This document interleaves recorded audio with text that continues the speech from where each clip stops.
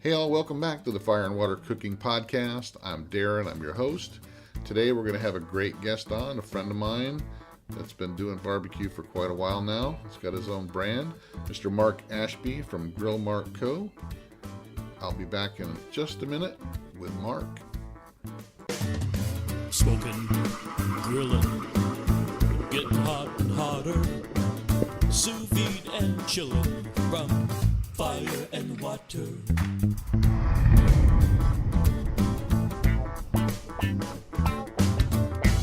All right, guys, welcome back to the Fire and Water Cooking Podcast. I'm Darren, I'm your host, and I want you to welcome my guest tonight, Mark Ashby from Grill Mark Company. I've known Mark for at least a year and a half now. We're friends on some other barbecue groups and forums and stuff. So I want to introduce Mark. Mark, welcome to the podcast. Thanks a lot for having me, Darren. I'm really excited to be here, and just to be a part of something like this has kind of been, maybe a little bit of a dream, and to build a following on barbecue and stuff like that.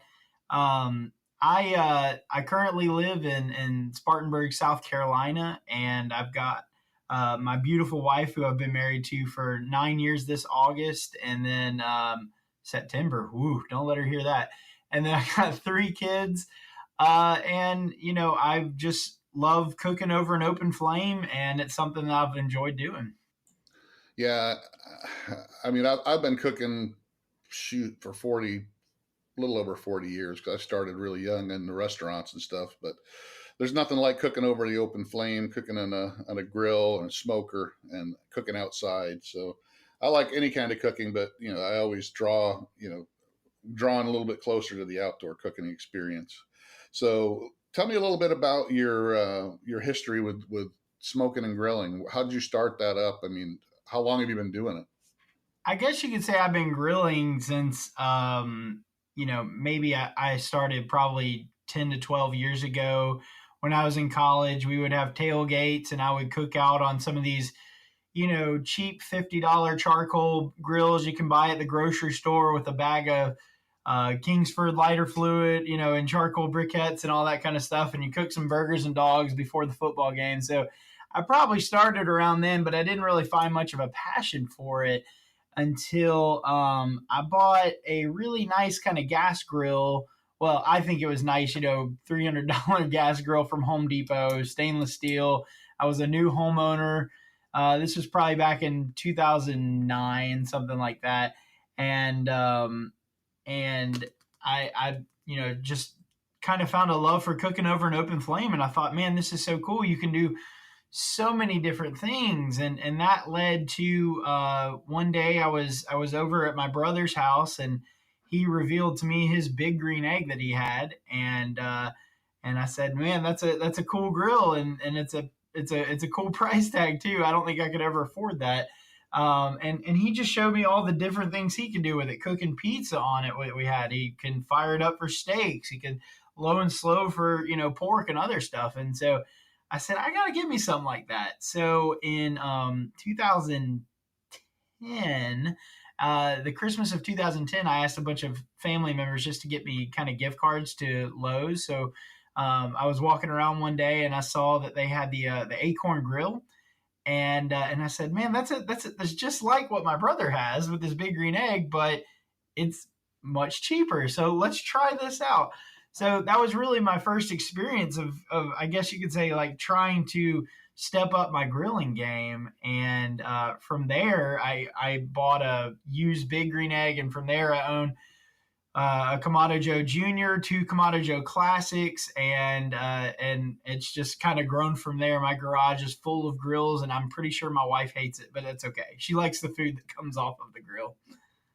It's kind of funny how that snowballs. I did something similar. I started, I always had a grill of some kind, gas grill, a little charcoal grill, charcoal smoker. But probably about 10 years ago, I started really experimenting with grills, and I kind of took the same journey.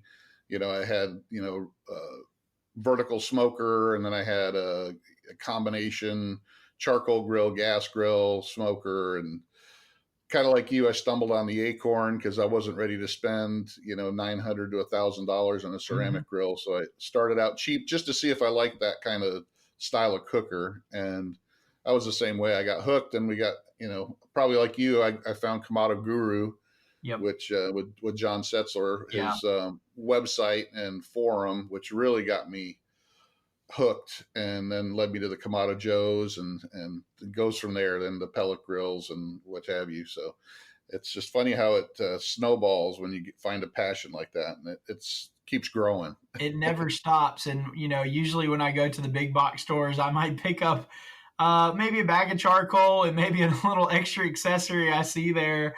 It's something that not only it hurts the wallet sometimes, but it's definitely just something that I am super passionate about, something I've been passionate about for quite a while.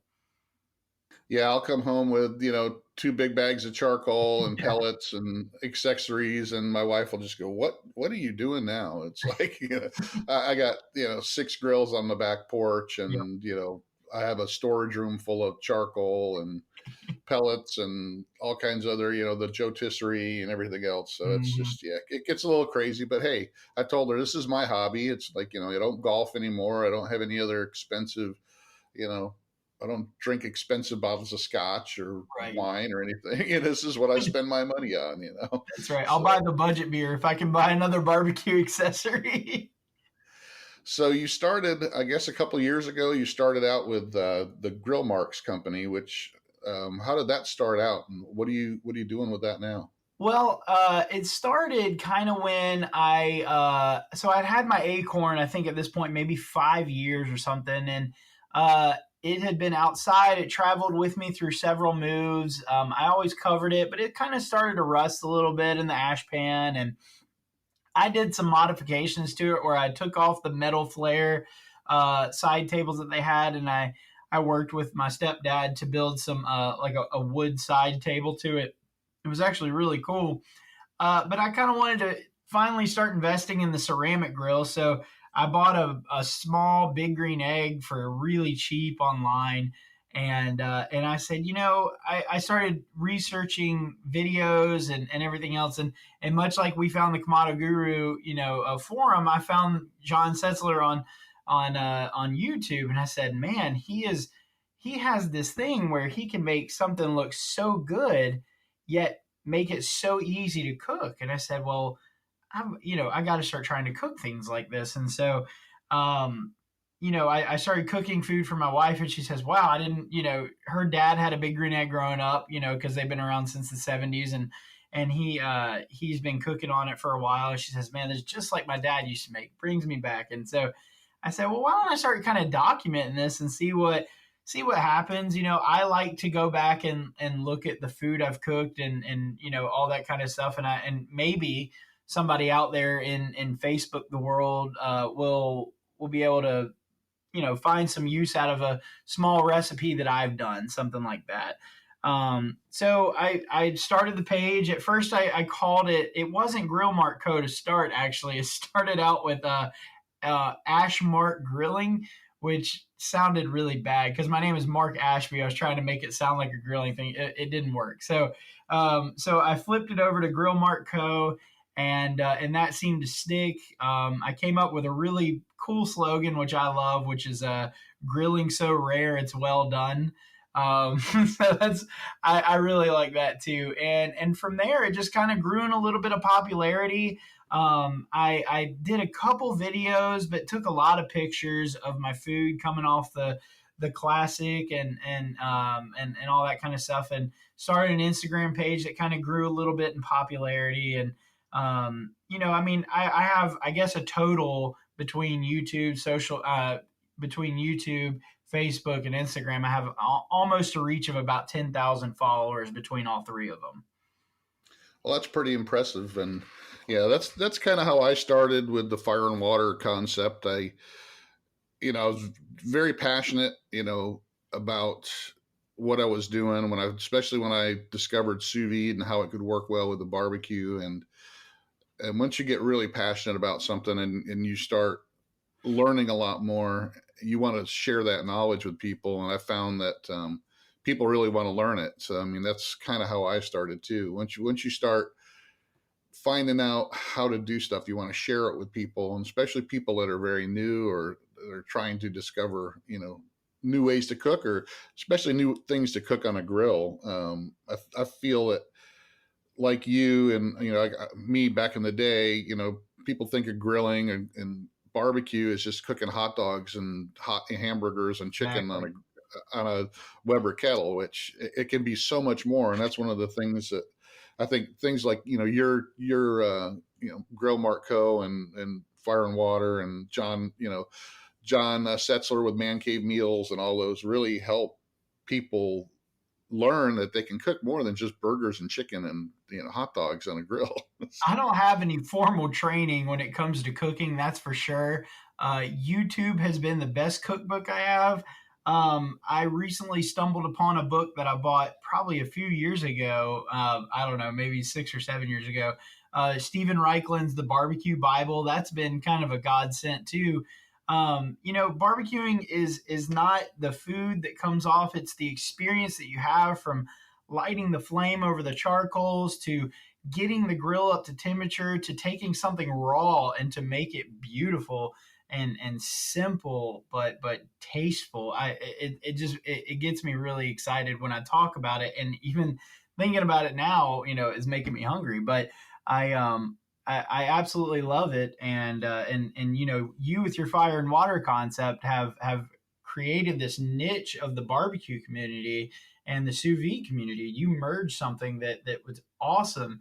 If you look on YouTube, there's a 100,000 probably different grilling pages out there and things like that. So it's hard to find your niche, but I've found a little bit of niche with mine, and it just slowly grew. I was included in a couple different emails that were sent out by a couple barbecue companies with recipes that linked it to my Facebook page, and that helped it grow. When you have an outreach of 150,000 people on your email list, that got a lot of likes and stuff like that, and it's helped me grow since. It's been a really fun ride, actually. Yeah, and I guess when you first start, you think it's gonna, you don't know what you're doing. You learn as you go, and then you find. I found a lot of help, especially in the YouTube cooks community. There's a lot of people that have been doing it a lot longer than me. I'm not the first one that mixed sous vide and barbecue. I mean, I kind of stumbled on the YouTube myself with a couple of the guys that I follow, like Greg Mervich at Ballistic Barbecue. Right. But I've kind of expanded on it from there. He's done a couple videos here and there where I'm kind of, that's what mostly I do.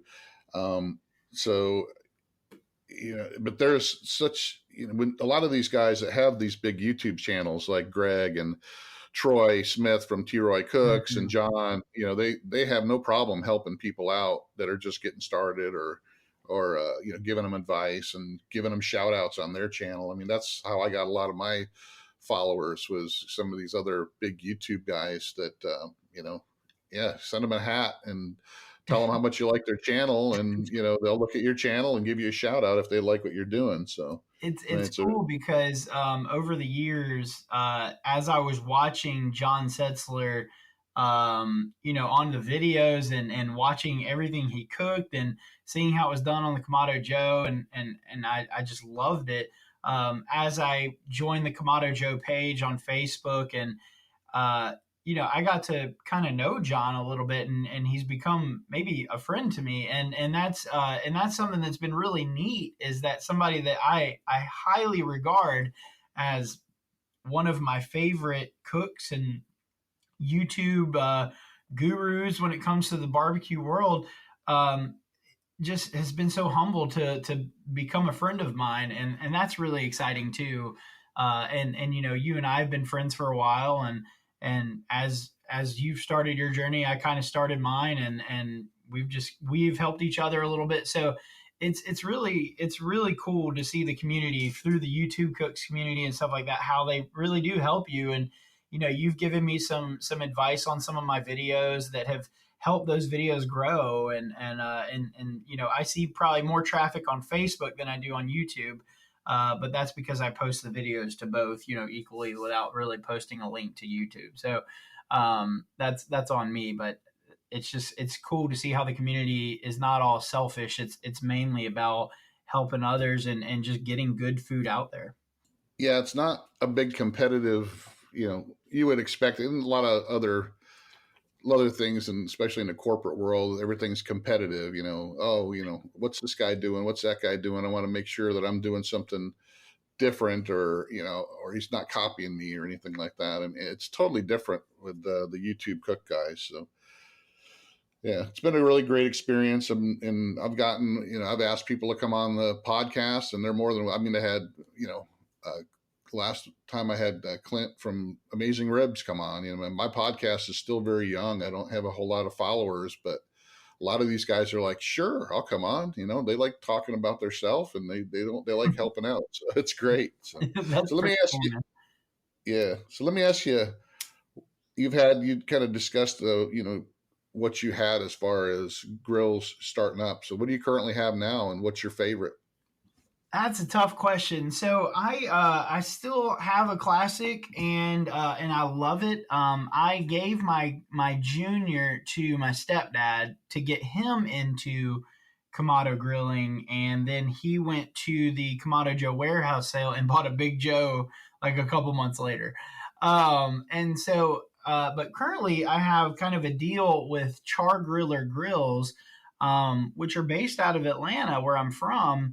And I have a Acorn grill, a Acorn Junior, to get those steaks and everything out and quick camping and mobility kind of stuff. I have a Char Griller Kettle Grill, which is kind of shaped like an Acorn, and then I have the offset smoker, the Char Griller Smoking Pro. So all those together, I have sitting in my garage currently are 4 different grills, along with the classic. So I guess that's 5. And which one's your favorite one to cook on so far? I'm sure you cooked on them all. So the offset smoker is new to me because I've never done that kind of cooking before. But I have cooked maybe 4 or 5 times on it, and managing the fire, I'm learning it. I haven't done any videos with it yet because I want to make sure what I cook comes out right before I slap something on there and it make it look terrible. But I love that offset smoker, man. It is really cool, and it's just fun, but it takes a lot of care and attention. That being said, the kettle grill is always a classic because it's something that they can just get hot fast, and it can maintain the temperature well when it comes to that. And I've done both lump and briquette in that, not with lighter fluid, just natural briquettes, but it creates a lot of ash and stuff, but they do really good in there. So, but in most of my videos, you're going to see me using my Acorn, my main large Acorn, just because it's a classic, it's a go-to. And it can go, hot and fast, fast and furious when you're looking at those steaks, or it can go really low and slow for hours, when I use a temperature probe, a temperature controller and things like that. Kind of, I get you on that. I've actually have a pellet grill, the Camp Chef pellet grill, which, it's kind of different than the Kamados. I got the Big Joe Kamado ceramic grill and the classic 2 Kamado Joe, ceramic grill, and I got the flat top Blackstone, that's the 22-inch, the smaller one, and the pit barrel cooker, and they all cook a little bit different, so even the Big Joe from the classic, I like the Big Joe for when I'm cooking a lot of food, right, and like the classic when I'm just doing some smaller stuff, and I got the rotisserie for that, where I can use a rotisserie. So the pit barrel is a totally different cooker than the pellet grill, and the flat top is great to when don't have time to fire up one of the charcoal or pellet grills, I just throw something on the flat top. It brings me back to my restaurant cooking days. So I do like seeing those black tops all over social media. I mean, Blackstone flat tops all over social media, because I was actually in a store with my father today, and I pointed out the Blackstone to him, and I said, "This is something that's really neat. They heat really evenly, and they cook well. And I imagine after you've done some sous vide steaks or something like that, you can sear it pretty quickly on there, can't you?" Yeah, it doesn't get quite as hot as a flame, but it does get up to 550 pretty easy because it's a hot gas flame. That's enough to get it to a sear, But I it imagine, though, but it's a flat surface, so it's comparable to throwing it on the Kamado Joe cast iron griddle. So or the soapstone, it's something like that. and it's a lot quicker heating up. So I mean, I don't have to get the fire going, and Right. yeah, it's but sometimes I like doing that. So, but with the grill gun soon, you won't have to worry about that because when that grill gun gets released, I literally have lit my charcoal Kamados in 15 seconds and it's ready to cook. So My, with that grill gun, my so I'm birthday was really just last week, and I asked my mom to get me that for my birthday because she said, "What do you want for your birthday?" I said, "I don't know," for weeks and weeks, and then I saw your video, and I said, what man doesn't want a flamethrower to start their grill and it be shaped like a handgun? It's even cooler. So I'm gonna knock over some gun lovers with that, and I'm gonna knock over some flame lovers with that, and the barbecue lovers as well. I'm really excited about the grill gun. yeah, a lot of people get caught up that it looks like a gun, but the whole point of it is it's actually shaped like that because of the function. Right. The one trigger that's like your gun trigger actually lights the flame. It's got a built-in electric starter, just like Mhm. some of the gas grills do. And then the handle has got another trigger in it that actually lets it go full blast. So literally that thing shoots out such a hot flame that it lights your coals in 15 seconds. I mean, it's literally ready to cook. I mean, it's that flame is that hot. It's 400,000 BTUs, and it just literally lights the charcoal that quick. I Now, mean, could there's you use the bigger grill gun? Because I saw in your video you had the sous vide grill gun and the regular grill gun. Could you use the bigger grill gun to sear a steak if after doing a sous vide if you don't have the sous vide grill gun? yeah, you can do both. And the only thing the sous vide gun is just it has a plate inside of it that Yeah. condenses the flame a little bit more, so you could actually use it inside if you wanted to. You'd have to adjust the flame with the red knob on top. You wouldn't want to use the full blast on the inside if you're using it inside. But yeah, you can do both with both. But one is, the sous vide gun is made more towards being able to use it for sous vide, and the grill gun is more for using it to light your grill. But you can do both with either one of them, so it's cool. Yeah, that is really cool. That's pretty exciting. I'm excited to get that for sure. So, what's one of your favorite things to cook on your grills that you got out there? I would say that my favorite thing to cook. I'm from Georgia, and in Georgia we love pork. I love anything pork, bacon, pork belly, burnt ends, ribs, pork chops, of course, the butt, a ham, anything you can think of when it comes to pork is probably my go-to. I love low and slow cooking, so cooking pork butts is awesome. I think my family thinks I'm pretty good at it. People that I feed think I'm pretty good at it, but that's probably my favorite thing. And I love to use Heritage Farms Cheshire pork. I was introduced to that through Chef Eric Gephardt, who is the director of culinary inspiration at Kamado Joe, and he kind of introduced me to that pork, and I really have a hard time buying anything else. I cooked some a few racks of ribs from Cheshire, from Heritage Farms, on the offset that I got, and man, they came out so good. I did a few mods to my offset smoker though. I added some felt around the door to help prevent the leaking a little bit with the smoke. I added a high temp gasket around the firebox. I have some baffle plates in there too to make that even heating all the way through the chamber. So I've done a couple mods on it, nothing super crazy, but I'm telling you that thing is zoned in and it locks in, and that flavor comes out so good. Yeah, I've been really looking hard at the Lone Star offsets that a lot of these bigger YouTube channel guys are using now, like T Roy, Troy on T Roy Cooks and Right. Greg at Ballistic Barbecue, and those things just look.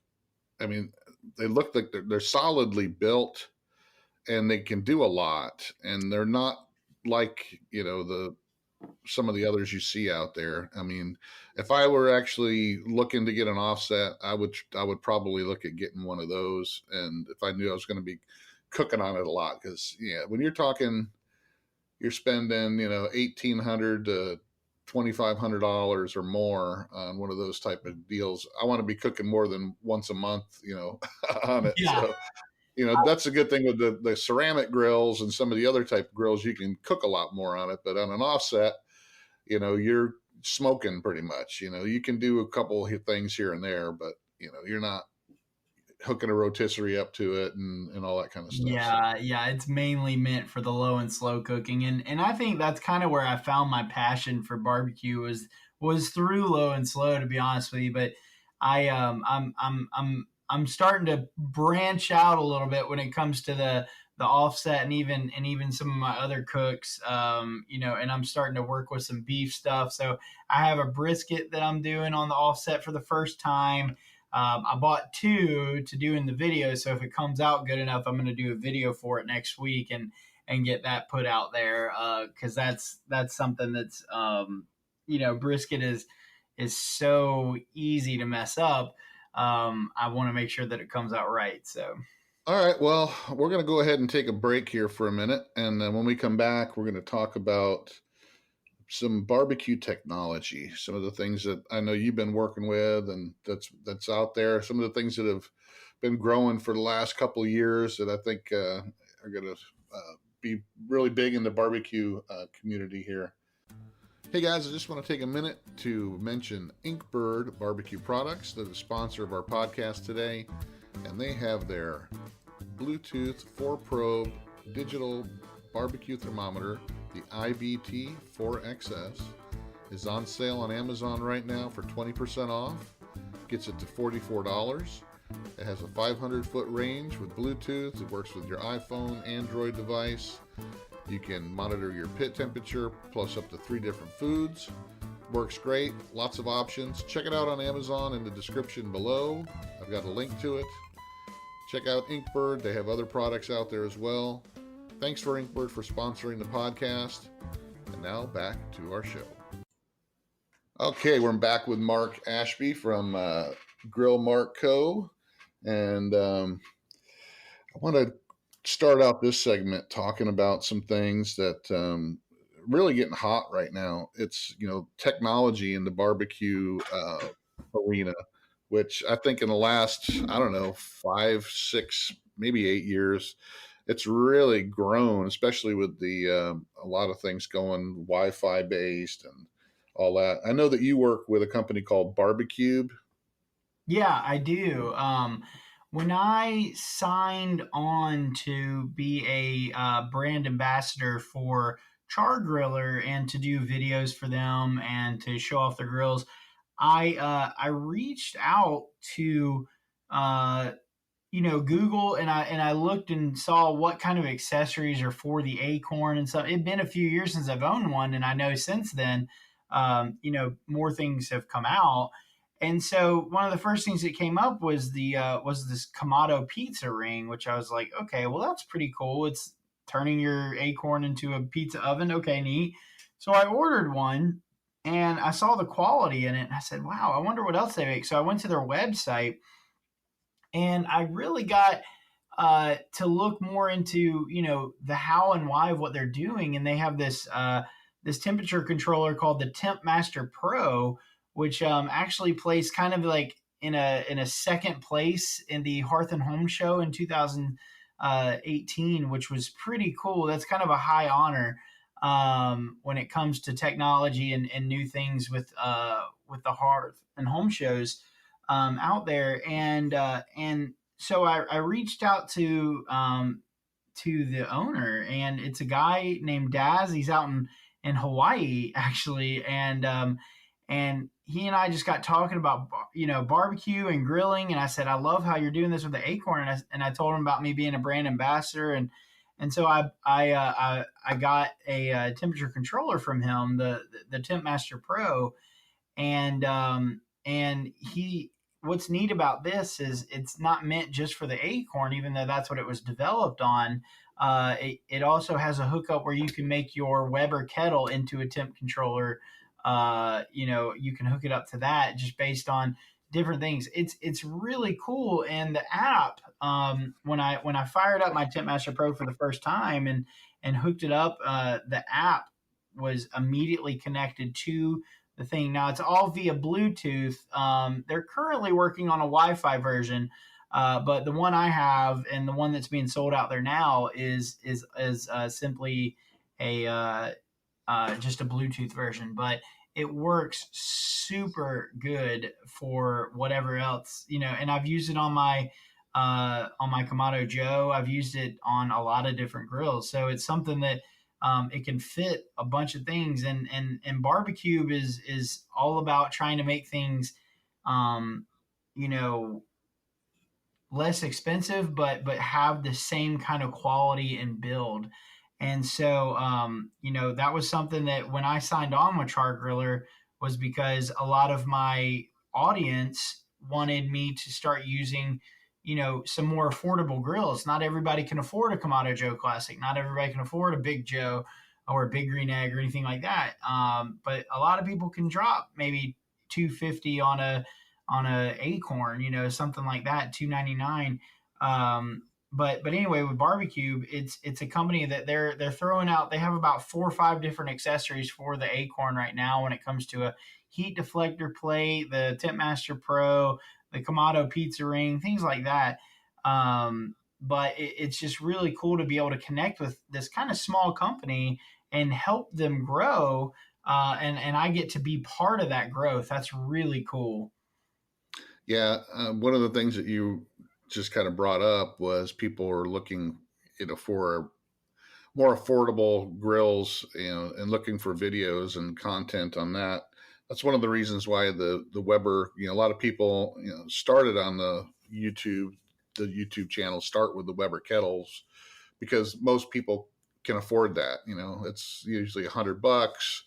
There's all kinds of different accessories for it. And people are used to seeing that, and it's easy to use. So, but yeah, these accessories, there are so many different accessories for grills anymore, and I'm one to, I was really hesitant to use temp controllers when they first started becoming popular, just for the cost effect, to justify, especially like the Fireboard or the Flame Boss, when you're paying, $300-400 just to be able to have the temperature set where you don't have to adjust the vents was kind of ridiculous. It was kind of ridiculous to me, but now that they've got their Wi-Fi, because that back then, that's when they were strictly analog. You Right. just kind of, they weren't Wi-Fi, they weren't Bluetooth, they were just strictly.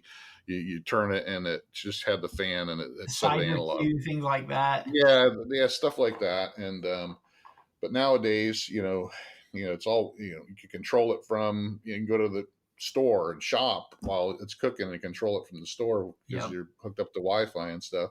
And now the pellet grills are becoming more like that, where they're, hooked up to Wi-Fi and PID controllers where, you don't really have to work as hard as you used to to use your smoker or grill. So I think when temperature controllers came out, the market wasn't so saturated, so you could sort of justify a $300, $400 price tag. But now the market has grown, and BBQ's Temp Master Pro's $169 right now. Like, that's a crazy cheap price for a temperature controller. That's something where you can. I've done charcoal tests on my Acorn with it, where I've run 17 hours of just charcoal with the fan blowing at 300 degrees in my Acorn. That's incredible. And I've also done beta work with the iCommand and beta testing there that Kamado Joe released through the first version and the second version. And I thought that was such an incredible. The iCommand I thought was incredible because it was an all-in-one unit that just fit right on the grill. Most of them you see, like the Tintmaster Pro has this long hose or something that kind of fits right into it, and you got the controller at the top and everything.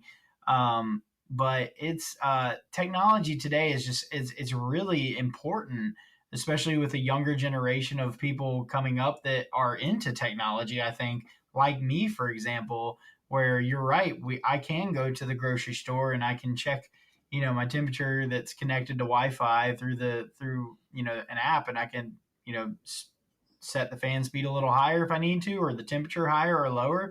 It just all depends. So that's something that I love. I absolutely love seeing technology like the grill gun. It's simple, but it's something that's so easy and effective.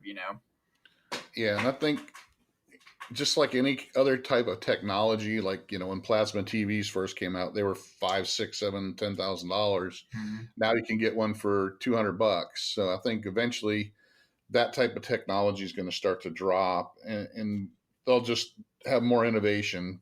Speaking of Kamado Joe, like the slow roller that DeSora invented. Yeah. And it's kind of working where that's an insert into the Kamado grill that affects how the smoke is actually rolling in the grill itself, and how it Like a affects the hyperbolic food. chamber inside the So grill. yeah, and things like the slow and sear and the vortex. I mean, there's so many things out there like that, and even the kick ash basket and stuff like that. You see all these kind of things that people come up with, and to make grilling easier, and it just doesn't seem to stop. There's always something new coming out. So. Right.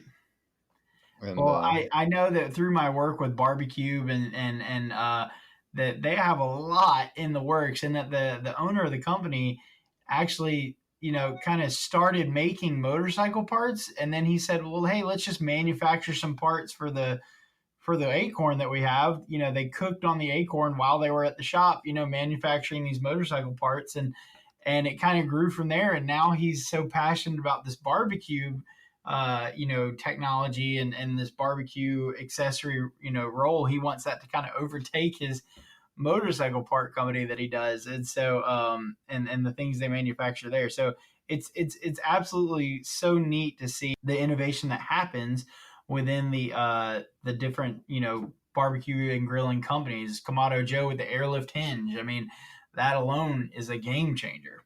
Yeah, I agree that and everybody kind of feeds off everybody else. And Yeah. one of the things I think I'm going to do this year or next year, I wanted to go this year, but the HPB expo that was up in Dallas, where it's the hearth and patio and Right, the home and hearth show. Yeah. yeah, it's where a lot of the grill companies do their exposure to the dealers and stuff. It's kind of like the CES show, the Consumer Electronics Show out in Right. Las Vegas for barbecue. And I saw some videos of people that just showing all the different stuff that's coming out or that's out, and it's just amazing. Everybody seems to feed off of everybody else. Somebody else comes up with an idea, then the next company goes, well, I see that idea and I'm going to change it and make it a little bit better. And Right. it just seems I don't think it's going to be any consolidation anytime soon. I think there's going to just be more companies making more different, better kind of grills. And with that, I think you see the evolution of barbecue cuisine, like we were kind of talking about earlier, where the whole evolution of the barbecue experience is bringing up the level of what people actually want to cook on these cookers. They don't just want to cook the burgers and the chicken and hot dogs and a pulled pork and brisket. I mean, everybody likes to do the pulled pork and brisket and ribs, but there's so many other things now, like with Chef Eric Gephardt you were talking about from Kamado Joe that he does on a Kamado that are just amazing. And I think you're going to see a lot more of that because with all this technology and all these different grills, people are wanting to cook a lot more, different things, The more you cook on your grill, whether it's a Kamado grill or a Weber kettle or an offset smoke or whatever, the more you cook, I have found the less I go to use my kitchen. My once I bought my Acorn grill, my gas grill that I had with it suddenly became a shelf for all the accessories I had when it came to like a storage bin where I could put all my accessories for my char griller Acorn. But it is really interesting to see because I've seen videos, of just something so simple as a cobbler that John Setzler's done on the Kamado Joe and cooking desserts. Who would really think of that? I've seen Chef Eric up close and in person cooking a rabbit stuffed with sausage, just all kinds of different things that are not your necessarily normal barbecue cuisines. Like when you go to a barbecue restaurant and you can get the pork, the chicken, the brisket, the ribs, whatever. Here, you can, even Chef Eric will tell you that it's about the sides can be the star as well. It doesn't just have to be that. So he has his blue smoked slaw that he makes. He kind of reinvented the pulled pork a little bit with the pork bombs. And so it's just there's so much that can be done on your grill that just makes it really exciting to see.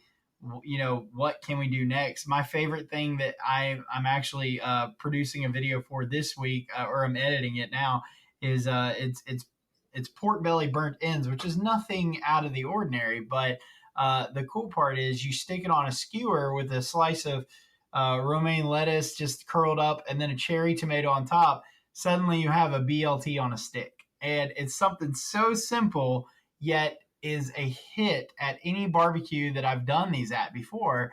And people are saying I never would have thought of something like that. It's just something so cool.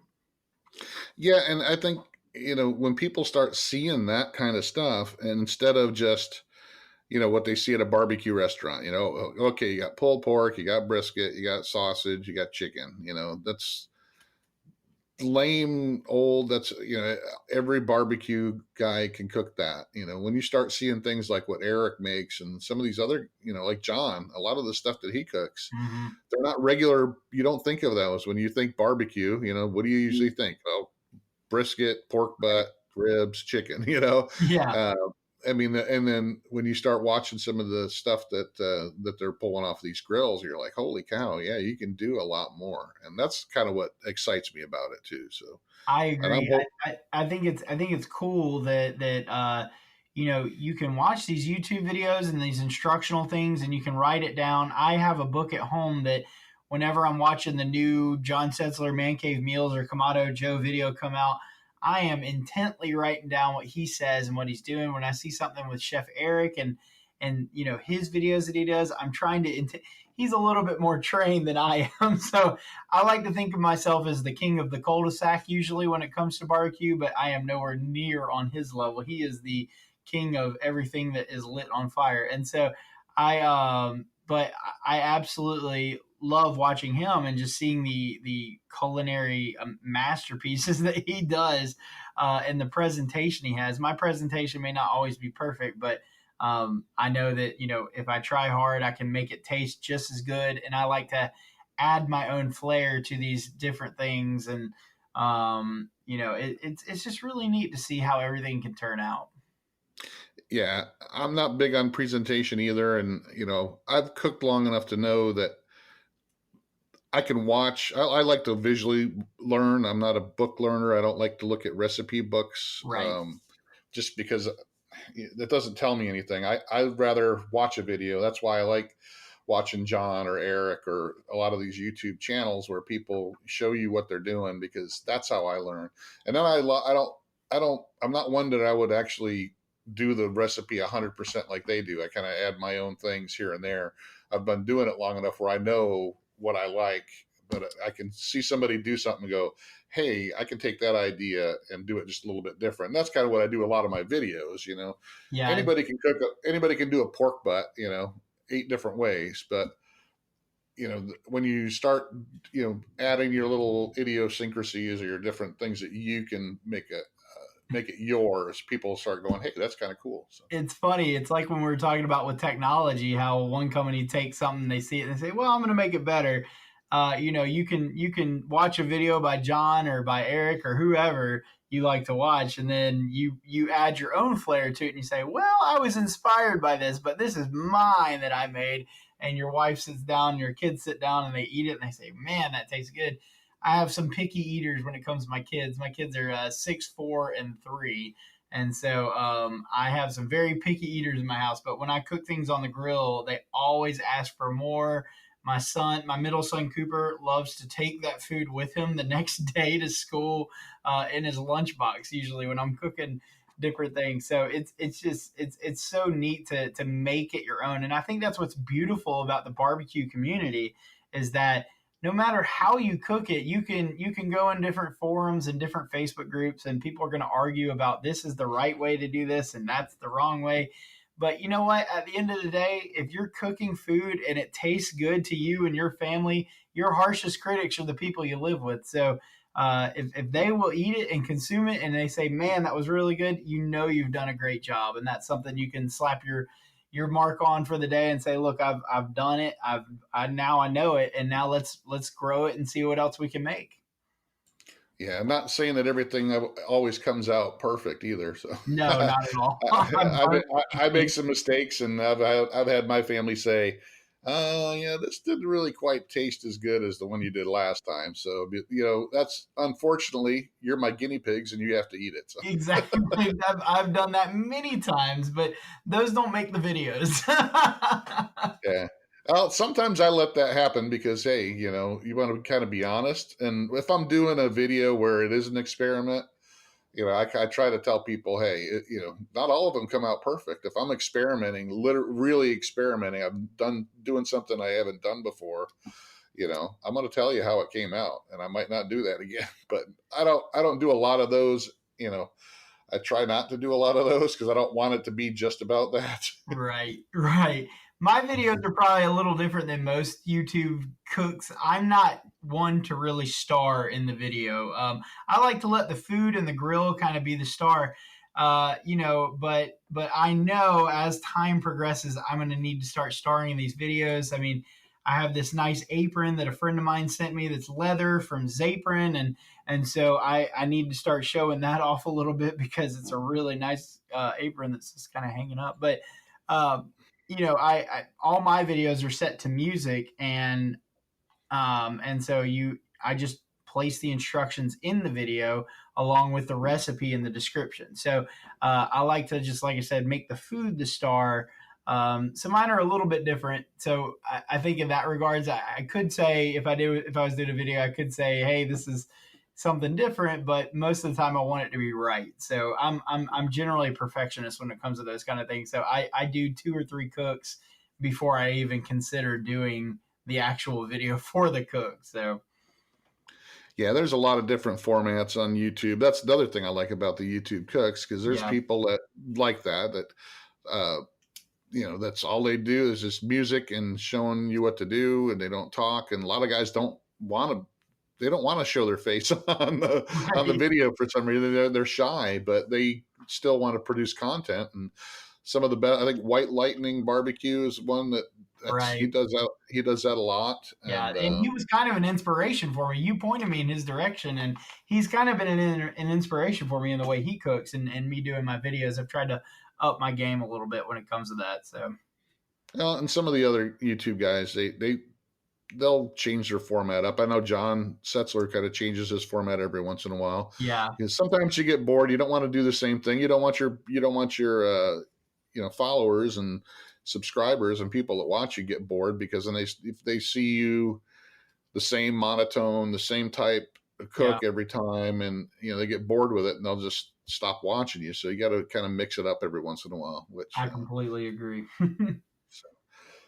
Well, it was great having you on. I think we're about done, but one of the things I kind of want to let everybody know is I think we're going to have you on as a kind of reoccurring guest, and have you on maybe once a month or so, or maybe Yeah. once or twice a month, and even have you on maybe when I'm doing some other guests on the podcast, so you can kind of throw some questions your way, how you want to ask them. So I think Cool. it'd be a great addition for you to be on the podcast with me. So, I'm but excited, man. I appreciate the opportunity and to, just talk a little bit about my brand, but to just talk about barbecue and cooking in general is just something that you and I and probably whoever listens to this podcast are really passionate about. yeah. So just in case nobody got it, Grill Mark Co. Check it out on Facebook. It's got a Facebook page.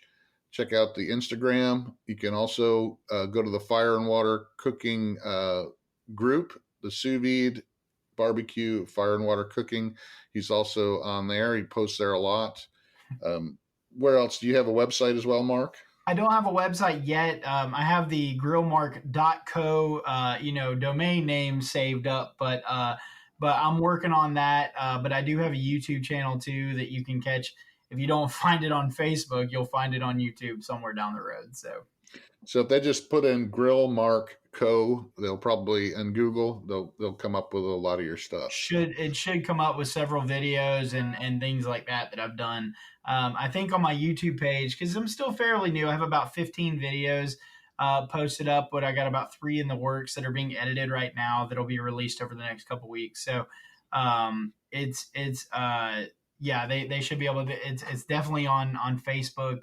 That's my largest audience by far. Well, great, and I'll put a link in the description of the podcast to the Facebook page. So they get to your Facebook page, they'll probably be able to find you. That's where most of your stuff is. Yeah. So. All right. Well, thanks for stopping by. Look forward to having you on in future episodes. And anything else you want to say before you go? No, Darren, I just appreciate you having me on tonight. I appreciate you being here. It was a great conversation, and I look forward to having you on in future episodes. Thanks for joining me, and we will see you on the next podcast. Thanks again for joining us on the Fire and Water Cooking Podcast, guys. Make sure you review our podcast so we can get some feedback. It actually will help us get listed more on the iTunes and other podcast carriers. But make sure you follow us on Facebook, on the Fire and Water Cooking page, Fire Water Cooking Facebook group. It's very active. Check us out on YouTube, Instagram, and check out the website, fireandwatercooking.com. Check out our sponsor, Inkbird, and I will talk to you again in the next podcast. Thanks for joining. See you in the next one.